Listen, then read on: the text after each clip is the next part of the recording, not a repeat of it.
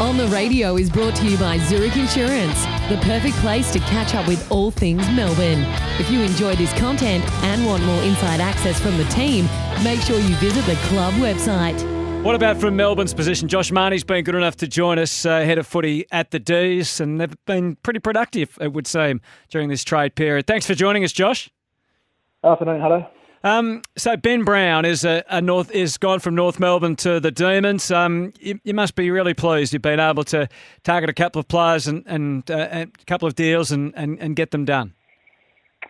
Yeah, we are. We think Ben's going to be a really important player for us as part of the ground that we needed to tinker with quite a bit last year and didn't quite get it right. And we felt like another tall target is crucial for us to help the development of Sam Wiedemann. And Ben, his experience is going to be invaluable. We've got a young forward half, so that's going to be a great thing for us. And just his height and his ability to create a contest and be a real focal point for us, we think is a really good addition. Before we discuss the rest of the movements during trade period, are you still active?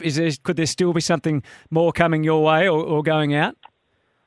At the moment, we don't see any movement with players. You're also always open-minded around pick swaps. We just recently did one with the Swans. Right now we've got 2 picks, 25 and 28 in the second round, which was an important thing for us to improve our draft hand as well. And whether some of those picks would help with some of these deals that are happening at the moment, we just sit and wait by the phone.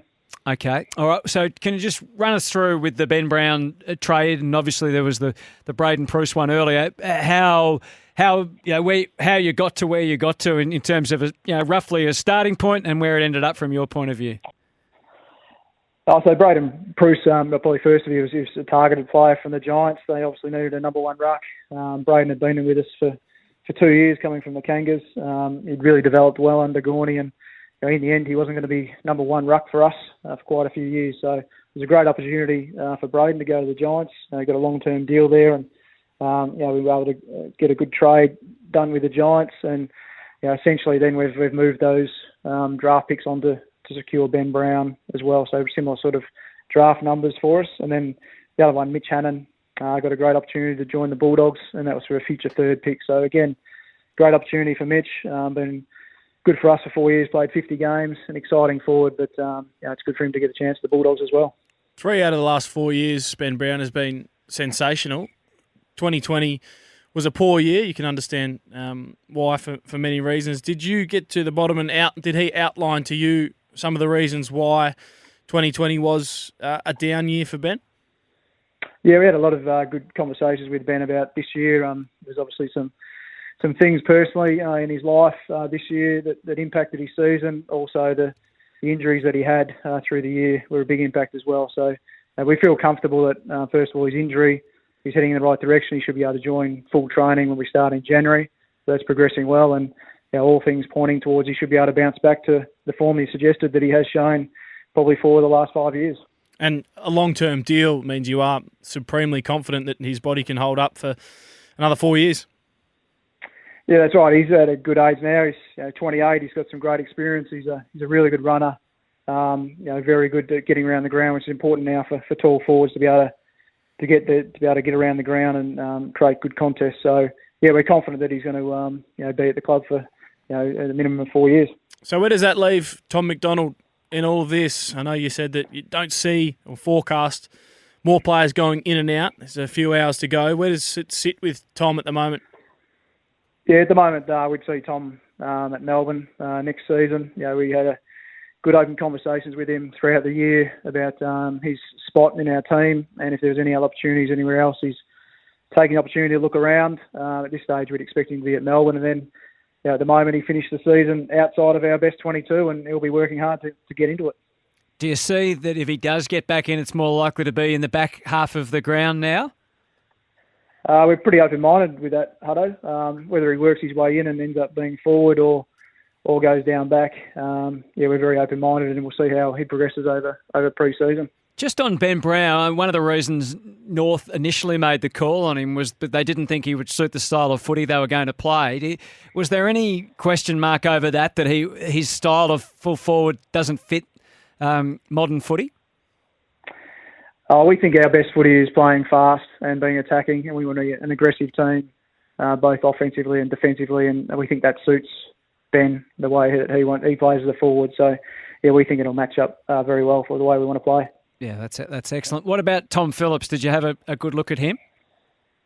Oh, we did consider Tom. We did have an offer in front of Isaac Smith early in the trade period. That was more around him being a free agent and his experience. Then we then looked at Tom Phillips as well. But in the end, we're going to back in some of the players we've currently got on our list that deserve an opportunity to play, obviously on wing or half forward roles, which probably Tom would have come in and played. You got some good balls inside midfield wise. Was there ever a conversation or an inkling towards Adam Treloar? No, there's always a conversation when good players become available, but not for us. At this stage, we're really backing in our list that we'll be able to. You have mentioned that we've got some balls in there. We've got to get a bit of different mix through there. That's our goal for next year. Get some more people going through the midfield, change that up a little bit. But they're young enough and they're going to improve, and we see a fair bit of improvement still in the current list we've got as well. You looked at Sean McKernan, and he obviously ended up at St Kilda. Where are you at in terms of a backup in the ruck area?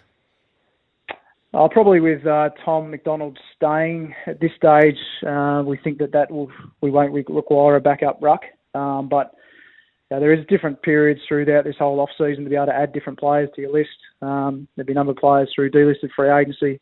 There's then the supplementary player period. You can put someone on before pre-season. There may also be mid-season as well. So we'll keep probably most likely a spot on our list for someone, but it's whether we use that or not. We'll make that decision as the year goes on. And the news out of AFL House, which I know it's not completely, you don't know everything yet, but there was a briefing today, I understand, in terms of lists and so forth. Are you happy enough with that? Is it something that you'll be able to manage, and particularly when it comes time to trying to work this, how this pay cut's going to work for maybe some of the players, but not all? Yeah, I think it fits within sort of the parameters we've been given throughout the year. And pleasingly, it's not a massive drop in player numbers. I know it's been a tough period for a number of players waiting for this decision on list sizes to land, and it's not too far away from what I think all the clubs would have banked on. Okay. Josh, thanks for your time. Appreciate it. Thanks, guys.